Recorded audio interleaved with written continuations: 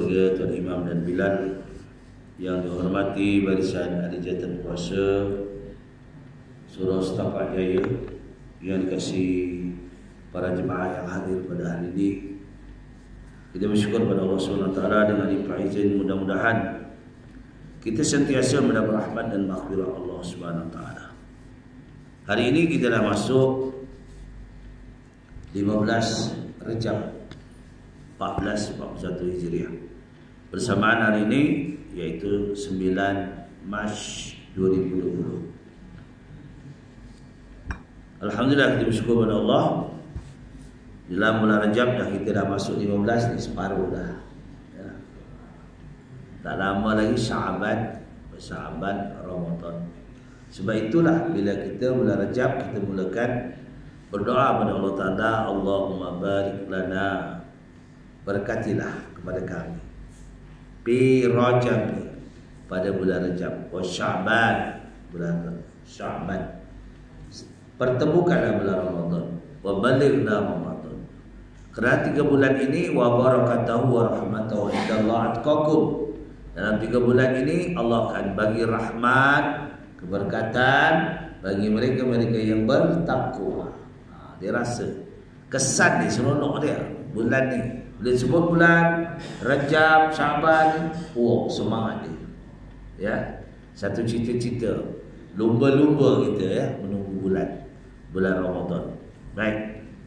InsyaAllah pada malam ini, kalau ada yang kita memegang kitab di bab yang ke-6, hukum dan bahagian pengertian hukum ya.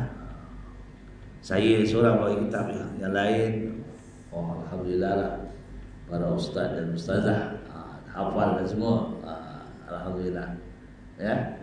Buka surat ya, buka surat 35 kalau ada kitab ni. Murah aja kitab ni, mahal lagi minum teh tarik. Murah aja. Kita teh tarik sarapan pagi dekat RM10. Kitab ini lebih kurang dalam lingkungan RM13 ya. Baik. Hukum dan bahagiannya. Pengertian hukum, suatu ketetapan yang ditentukan kepada suatu. Seperti kita menetapkan putih kepada kapur putih. Kapur tulis putih kan. Ini ketetapan. Kalau dulu kapur tulis itu hitam. Dulu orang pakai, kalau di sekolah pakai papan hitam tu ya, kapur hitam. Ya, kalau tulis biasanya putih. Atau kita menidakkan putih kepada dakwah. Ya, yang dakwat biasanya hitam ataupun biru. Jarang dakwat putih. Ya. Memahami istilah hukum ini ada penting dalam mempelajari syariat Islam. Perjalanan agama Islam, ya, kita mesti tahu tentang peraturan, perundangan. Terutamanya dalam masalah akidah atau aqaid, pegangan Islam. Kerana dalam bahagian hukum itu ada berbagai-bagai penentuan yang mempunyai pengertian-pengertian yang berlainan, tak sama. Ya. Bahagian hukum pada umumnya, hukum itu terbagi kepada 3 kaedah. Pertama, hukum syarak. Kedua dinamakan hukum akal. Ketiga dinamakan hukum adat. Ada 3 ya. Itulah sebabnya. Hukum syarak iaitu undang-undang yang disampaikan oleh Allah kepada manusia melalui apa? Melalui iaitu Nabi kita, Nabi Muhammad SAW. Mesti ada perantaraan manusia dengan manusia ya. Allah menyampaikan kepada manusia melalui perantaraan. Ya, kalau Nabi baginda melalui malaikat ya, Jibril alaihissalam, perantaraan. Seperti tentang sembahyang 5 waktu, tentang wajibnya zakat, ya, tentang wajibnya puasa bulan Ramadan, tentang hukum, tentang haramnya arak, judi, ya, perkara yang diharamkan oleh Allah Ta'ala. Sebab itu Rasulullah mengatakan al-haramu bayyinun wal halalun bayyinun. Yang haram itu nyata, yang halal pun nyata. Sebab itulah kita perlu memahami tentang hukum yang Allah syariatkan kepada agama Islam. Ya, kita kena faham. Sebab itu Islam untuk kita. Rasulullah mengatakan dalam hadisnya, an-nazafatu minal iman. An-nazafatu minal iman. Kebersihan itu setengah daripada iman. Baik itu orang-orang Islam kalau patuh dengan kebersihan, insya-Allah dia tidak akan dijangkiti oleh wabak. Ya. Wabak hari ini dia cair je dengan air. Wabak hari ini bila dapat kajian, ya, wabak hari ini yang datang kepada negara China, yang dijangkiti oleh wabak dinamakan wabak corona, ya, wabak corona. Dulu kita kata corona tu Toyota Corolla ada. Wabak corona virus. Ya, tapi kalau kita ni dia betul. Sebab itu kita tengok orang Islam jarang kena, kecuali mereka yang tidak mengikut hadis Rasulullah SAW, an-nazafatu minal iman. Kebersihan itu daripada iman. Jika kita bandingkan orang kafir dengan orang Islam, orang Islam pagi dia nak mandi, betul tak? Pagi, bangun pagi dia akan mandi fajar. Dia nak makan basuh tangan. Dia orang Islam. Sebab itu kalau kita tiap mana saja kita masuk toilet, tandas, orang Islam ada disediakan hose untuk basuh, ada sediakan seki untuk basuh tangan. Kalau tuan-tuan pergi di negara barat, negara China, dia tak ada. Sebab itu kalau China pergi shopping, dia beli apa? Tisu banyak. Kita orang Islam tak perlu beli tisu banyak-banyak. Tak percaya? Tuan kalau pergi hotel-hotel yang 3 bintang, 4 bintang, 5 bintang, yang bukan orang Islam lah, pergilah. Ya. Di dalam bilik toilet dia, bilik tandas dia yang ada tisu, tak ada air. Tak percaya pergi ya? Ha? Kalau pergi tuan pergi negara-negara Mak Saleh pun, dia tak ada disediakan tisu. Sebab itu kena virus ini. Tetapi kita orang Islam di Malaysia ni, tuan-tuan pergilah hotel yang semua ada bilik air, mesti ada air diutamakan. Dia tak ada tisu. Air. Sebab kita dididik oleh Rasulullah SAW. Dididik dengan kebersihan. Bangun pagi mandi. Ya, orang Cina pagi tak mandi. Banyakkan. Tapi kalau dididikkan dari Malaysia, dia mandi. Dia kalau kita pergi negara dia tak mandi. Time lagi time sejuk. Kita sejuk macam mana pun kita nak mandi. Sebab mandi itu jadi adat kita. Adat, kebiasaan. Ni adat dan kebiasaan. Sebab itu disebutkan hukum adat, kebiasaan. Lazim kita. Apa rasa kalau pagi bangun tidur, tiba-tiba pergi sembahyang, ambil wuduk untuk sembahyang ke masjid berjemaah, okey, atau surau, tak mandi, apa rasa benar? Letih kan? Lemah je. Lepas tu pergi kerja, tak payah mandi, apa rasa? Sedangkan duduk di rumah pun nak mandi. Sebab itu ada mandi sunat. Kita pagi bangun tidur, kita mandi, dia makan mandi fajar. Mandi fajar. Kita nak pergi sembahyang masjid hari Jumaat, mandi sunat air hari Jumaat. Semua ada sunat. Basuh tangan. Jadi kita sudah dilatih oleh Rasulullah SAW. Itu sebabnya Rasulullah mengatakan an-nazafatu minal iman. Kebersihan itu adalah separuh daripada iman. Kita nak pergi ke mana pun, kita nak makan, kita basuh tangan tak? Basuh tangan. Itu sudah lazim. Cuma kita tengok orang barat, dia tak basuh tangan, dia cari sudu, tisu sudu. Itu budaya dia, cara dia. Sebab itu kita dalam Islam ini, ya, bila dilihat rupanya virus corona ini ialah dia boleh elak bila kita doktor mengesahkan suruh setiap kali kita basuh tangan. Kita bersalam lagi dengan orang, balik-balik rumah basuh tangan dulu sebelum kita salam dengan anak isteri kita. Oh ni dinasihatkan tu memang. Ni salam tu tak siapa-siapa. Sehingga kan hari ni orang minta bertanya, ya, apabila di Mekah ramai tidak boleh dibenarkan untuk datang masuk ke Mekah untuk menunaikan ibadah umrah hari ini masa ni. Oh ramai. Ada pula yang menyampai tanya kepada pihak mufti supaya apa kiranya kita hari Jumaat tak payah pergi bersolat Jumaat. Suruh mufti bagi fatwa aja. Ini manusia yang dia melepak kat kedai lama-lama bersembang kokak itu tak ada pula apa percaya. Jadikan jumpa pihak mufti supaya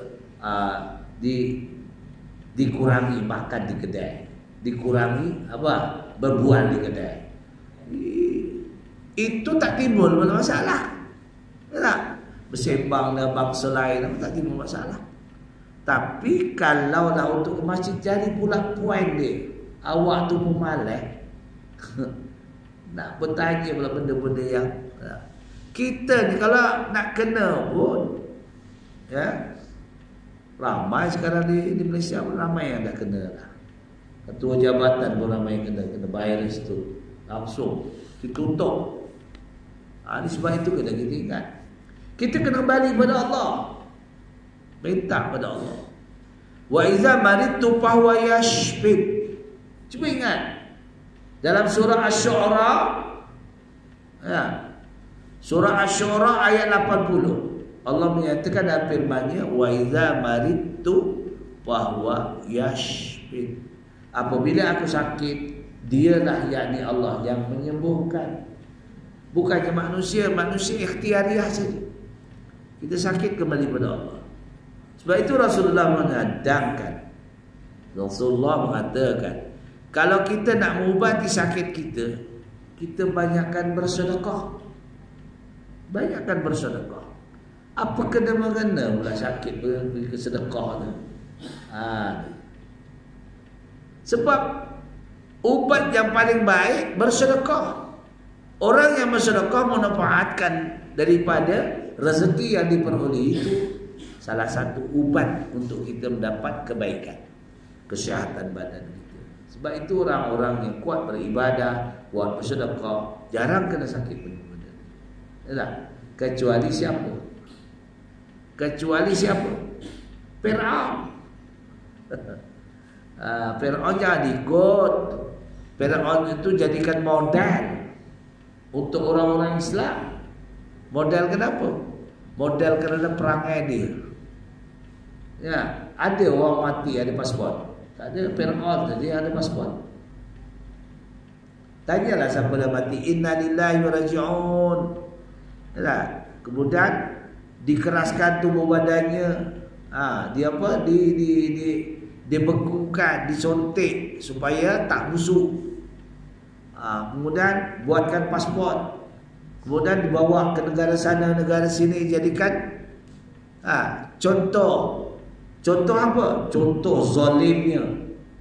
Contoh apa? Contoh taubaknya. Contoh apa? Contoh jahatnya. Ya, makhluk yang mengaku dirinya Tuhan. Ya, itu Fir'aun. Sebab itu Fir'aun Allah sampai jadikan kedudukan tubuh badan Fir'aun supaya dilaknat oleh manusia. Supaya dilaknat, bukan Allah saja laknat, Semua manusia akan melihat tubuh badannya yang telah dibekukan, dikeraskan, disuntik, dijadikan apa? Pedoman untuk orang-orang yang beriman, berpikir, supaya berpikir. Inilah perangai orang yang Allah laknat. Siapa dia? Fir'aun. Sampaikan Fir'aun yang dah mati, ya, layak dia menerima pasport. Kita mana ada, kita mati ya, biarlah simpan.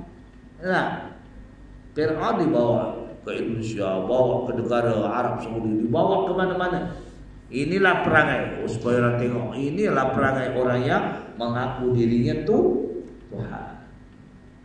Ni, tengok tubuh badannya dalam WhatsApp, apa di dalam YouTube. Kita tengok, tulis saja Fir'aun. Namanya keluar, senarai Fir'aun. Tengok badannya macam mana, kedudukannya macam mana, dibogilkan oleh manusia, ditengoknya, dikaji oleh manusia. Inilah sifat orang yang zalim terhadap rakyat, zalim dalam pemerintahan. Jadi kalau kita zalim, maka hukum Allah, ya. Baik, itulah, ya, kita kena ingat kepada Allah. Baik.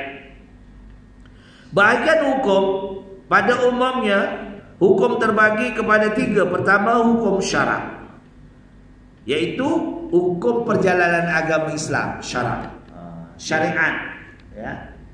Apa dia? Tentang sembahyang, tentang puasa, tentang zakat, tentang haji, tentang hukum yang wajib, hukum yang sunat, hukum yang makruh, hukum yang haram. Semua termaktub dalam hukum syarak. Bila sebut hukum syarak, termaktub semua. Apa dia? Hukum wajib, hukum mustahil, hukum harus, ya, hukum sunat. Sunat pun ada, ya, sunat muakkadah, ya, sunat yang dituntut.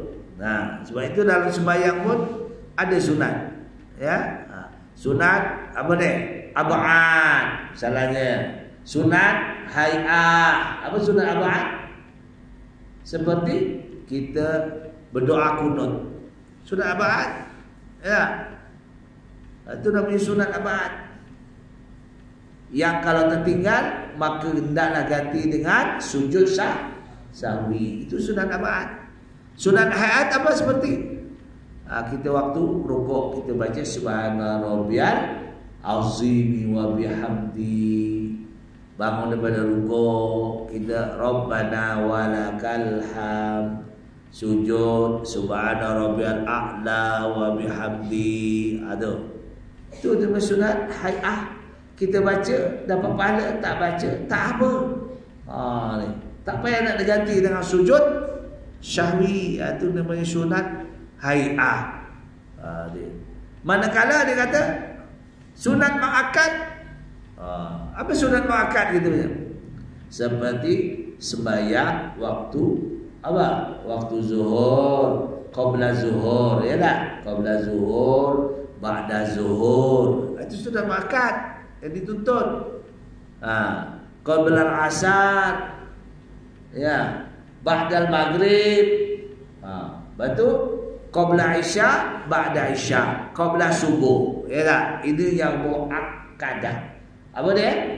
Sebelum zuhur, waktu zuhur, solat fardu zuhur, selepas solat waktu fardu zuhur. Itu sunat muakkadah.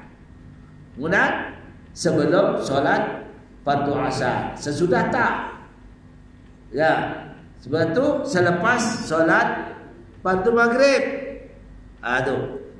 Itu kalau kita nak buat qabla maghrib, sebelum maghrib boleh, tetapi bukan muakkadah, ya, bukan dituntut sangat. Tapi kalau buat boleh maghrib, ya. Lepas isya sunat muakkadah. Apa dia? Qabla isya, ba'da isya, ya. Subuh qabla subuh, ba'da subuh tak ada. Kalau buat haraman, tak boleh langsung, ya. Tak ada dalam kita. Itu muakkad, ya, yang dituntut maknanya. Banyak lagi perkara-perkara yang dituntut. Ya, sebab itu kita faham itu dan bukan masuk dalam hukum syariat perjalanan agama Islam. Baik. Yang kedua dinamakan hukum akal. Akal memikirkan. Yaitu ketetapan yang didapati melalui akal pikiran yang logik. Seperti 2 itu separuh daripada 4. Memanglah kalau 2 tak kalah 4. Ya. 1 kali 2 2. Dah, 2 kali 2 4. Tolak 2 tinggal 2. Betul tak? Itu kali-kali budak dulu je. Dah. 1 kali 2 2. Dah, 2 kali 2 4. 4 tolak 2 2. Itu akidahnya. Ya. Ketetapan hukum akal. Ya dah. Mana ada jadi 2? Mana ada? Ya. Allah itu tetap satu. Ya, itu hukum akal. Allah tidak ada 2. Allah tidak ada 3. Ada. Akal memikirkan. Sebab itu ada hukum ya, natijah, dalil akli, dalil nakli. Dalil nakli berpandukan Al-Quran. Itu dalil nakli, dalil yang ditentukan oleh Allah. Seperti apa? Qul wallahu ahad. Katakanlah wahai Muhammad, Allah tu satu. Nah, akal memikirkan kalau Allah tu 2 macam mana? Seorang kata suruh hujan, yang seorang suruh panas, berkelahi pula. Ada. Tentu berkelahi. Hukum adat kebiasaan memikirkan. Nah, agung ada 2 ke? Ada satu. PM ada 2. PM ada 1 je. Kabinet adalah hari ini kabinet dia lah. Tahniahlah kepada bukti kita menjadi menteri agama. Yalah. Itu orang berilmu, ya, orang yang wara, berilmu dan wara diambil sebagai menteri agama. Alhamdulillah. Orang macam ini memang bidang dia. Ya. Baik. Jadi hukum akal itu yaitu ketetapan yang didapati melalui pemikiran. Pemikiran yang waras. Ya, yang boleh diterima. Seperti pemikiran orang-orang alim. Dia ada natijah. Suatu pandangan, suatu muslihah daripada seseorang yang ada ilmu, itu ada mesti dia nak bagikan satu pengajaran atau satu pedoman, mesti dia ada natijah. Kalau tak ada tajiah, apa mana natijah? Ada matlamat. Ada matlamat. Macam berlaku di zaman baginda Rasulullah SAW. Contoh, setelah baginda dan para sahabat berpindah dari Mekah ke Madinah, setelah semua orang-orang muhajirin ini duduk di Madinah, maka mereka berfikir macam mana nak panggil orang untuk menunaikan solat berjamaah. Masing-masing memberikan pandangan. Kata satu orang pandangan, kita ketuk lonceng. Satu orang lagi sahabat berpandangan, kita ketuk beduk. Satu orang lagi berpandangan, kita bunyikan seruling. Satu lagi berpandangan, kita bunyikan apa? Kompak. Macam-macam pandangan. Tapi Rasulullah tidak jawab. Diam dulu. Menajat pada Allah malam itu, minta kepada Allah apa yang lebih baik. Maka Allah mendatangkan wahyi kepada Rasulullah SAW dan mendatangkan ilham kepada para sahabat. Tengok, Allah punya satu, datangkan wahyi kepada Rasulullah SAW. Sebab sahabat tidak boleh menerima wahyu, tapi sahabat kita ni orang boleh menerima ilham. Tahu tak? Ilham dengan wahyu lain. Wahyu itu khas untuk para nabi dan rasul. Ilham tu semua boleh dapat. Pada malam itu setelah tidur masing-masing munajat pada Allah Ta'ala, maka pada malam itu Allah telah datangkan wahyi melalui malaikat Jibril AS kepada baginda Rasulullah di dalam mimpi. Bagaimana untuk memanggil orang solat berjamaah. Maka dan Allah juga memberi ilham kepada para sahabat pada malam itu, terutamanya Sayyidina Bilal bin Rabah, ya tak? Umar bin Khattab, para sahabat semua.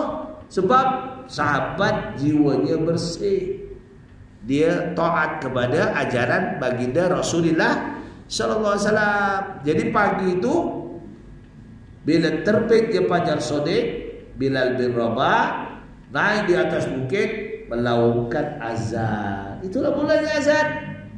Sebab itu bila orang azan dipanggil Bilal, ambil apa? Manfaat daripada nama Bilal itu. Wah, sebab dipanggil Bilal. Nah, manfaat. Kalau dulu orang panggil mudim, apa tu mudim? Mudim apa? Mudim orang dulu panggil tukang sunat. Mudim tukang sunat, tahu tak? Tu mudim. Berarti mudim tukang sunat. Tu mudim. Ya. Tidak bila beza ya. Kita ni kalau dulu panggil apa? Tok Siap. Apa makna Tok Siap? Penjaga masjid. Tapi sekarang ini untuk cantik namanya, dia tak panggil Tok Siap, Noja. Betul tak?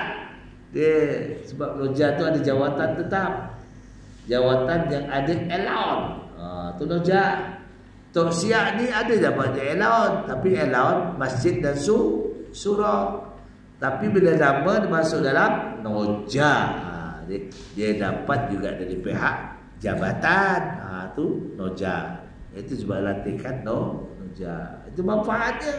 Ada manfaatnya. Semuanya ada manfaat. Sebab itulah kita kena ingat. Akal memikirkan apa yang logik. Bila azan, Sayyidina Bilal bin Rabah masing-masing terdengar pada pagi itu. Oh, aku tadi malam mimpi tu. Kata umat sahabat, saya bermimpi. Lalu menghadap pada Rasulullah SAW. Itulah yang diwahyukan kepadaku. Tengok. Ada bukti kan? Ilham kepada para sahabat. Itu. Sebab hati sahabat ini bersih. Ya, hati sahabat ini bersih. Ya, baik. Yang ketiga dinamakan hukum adat, kebiasaan. Itu kebiasaan. Adat ni kita kalau nak buat boleh, tak buat pun boleh. Nah, apa adat? Biasa adat orang Melayu ya. Tak kira lah orang Melayu, adat kita, bangsa kita. Bila dah nikah, esok nak buat kenduri mesti ada sanding lah. Itu sanding. Sebenarnya adat itu bukan adat kita. Itu adat orang Hindu. Yang gedong itu Hindu. Tapi kita pengaruh oleh adat Hindu. Betul tak? Adat. Kalau orang tu yang wajibnya nikah, an nikahi sunnati faman ya'mal bis sunnati. Tidak. Ini yang malah ikut Rasulullah. Siapa yang bernikah, dia ikut sunnahku. Ni. Kalau siapa yang menikah, orang itu mengikut sunnahku. Jadi kalau sahabat-sahabat bila dia disegerakan suruh bernikah, ambillah janda-janda yang suaminya meninggal dalam peperangan syahid fisabilillah. Maka isteri itu jadi janda, kawinilah. Itu para sahabat kahwin 2, 3, 4. Ya. Sebab mengkawini menolong kaum wanita. Hari ini kaum wanita ramai yang tak kahwin, tolonglah ambil jadikan isteri.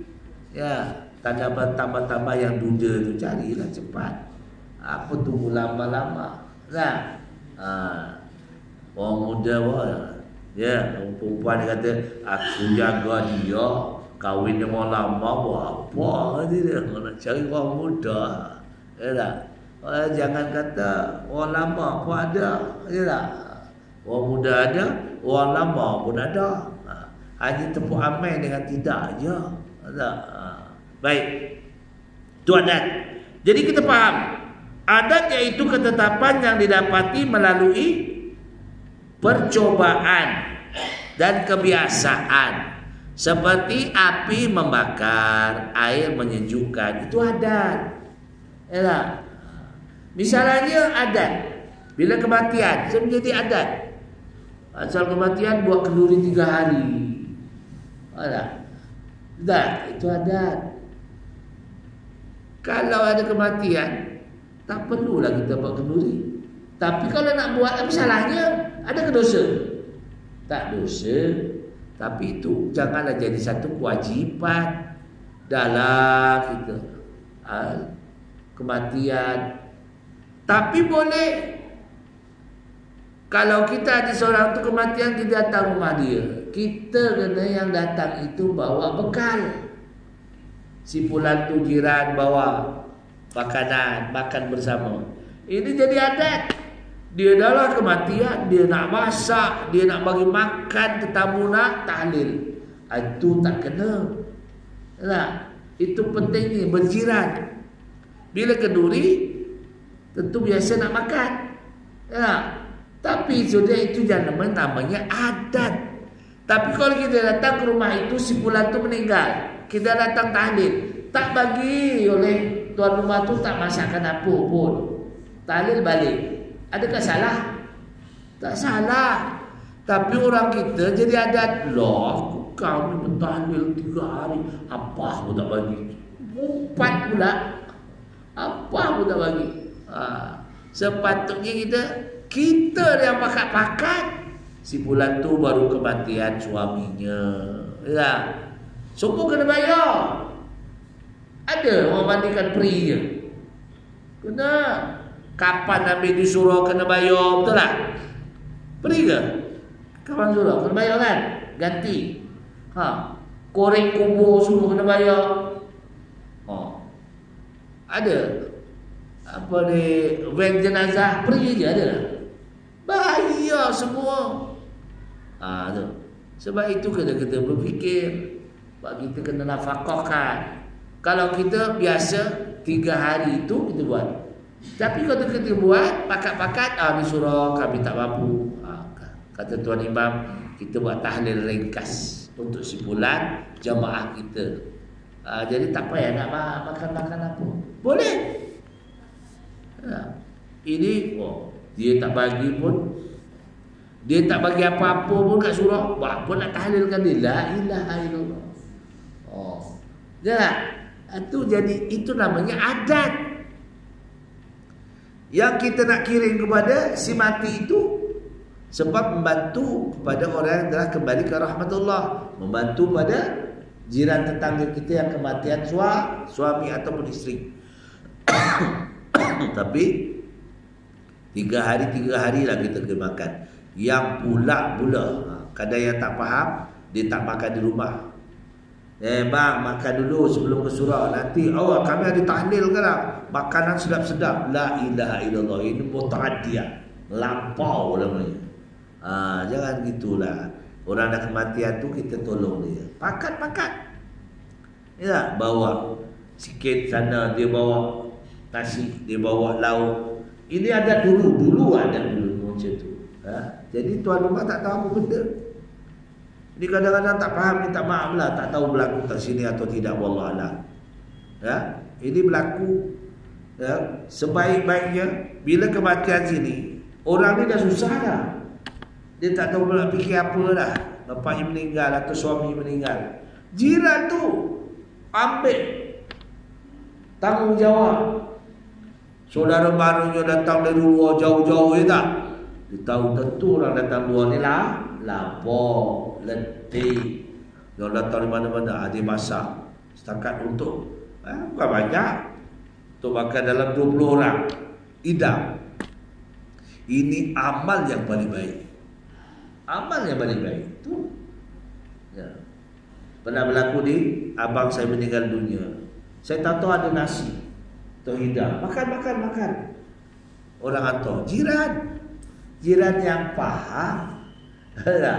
Yang tak faham lah, tak kau dah mati, kau pergi pasal.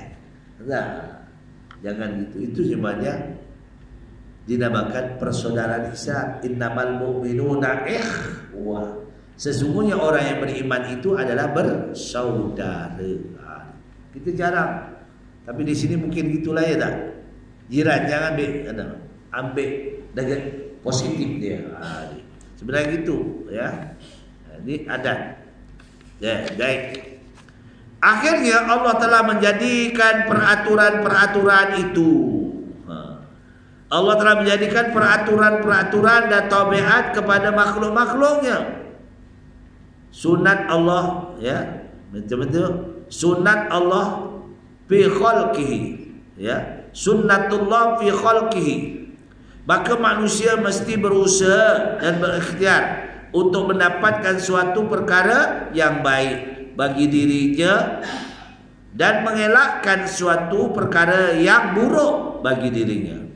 Hukum adat itu ada 3 pecahan, sebagaimana hukum akal. Juga cuma ketetapan itu adalah tertentu mengikut adat kebiasaan. Jadi pada kita adat kebiasaan. Ya, adat manusia macam mana, kebiasaan manusia. Sebab kita gitu hukum adat. Jadi sebenarnya tak semestinya orang itu bila menikah mesti bersanding. Orang tu menikah mesti buat kenduri walimatul urus. Tak perlu. Hukum membuat walimatul urus itu sunat. Buat tak apa, tak buat pun tak apa. Maknanya sunat. Tapi kalau dia buat perkara yang sunat, maka menghadiri walimatul urus itu hukumnya wajib. Kalau tidak ada masalah yang dijemput. Kecuali ada masalah. Jauh ke, tak sihat ke, terlalu banyak, ya tak? Kena 1 hari sana kenduri bertemu tu 5 tempat kenduri, woi. Pendek ke mana satu lah. Kena wajib 3-3 nak pergi, tak ada. Takdirkan hari itu. Tuan kena jemput di Setapak Jaya ada kenduri. Perlu satu lagi kenduri di mana? Di Kelang.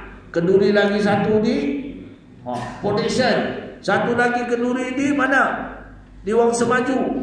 Takkan nak pergi sana, oi. Lama-lama mati tengah jalan. Ya, kita ambil yang mudah, yang kita boleh pergi. Satu cukup lah.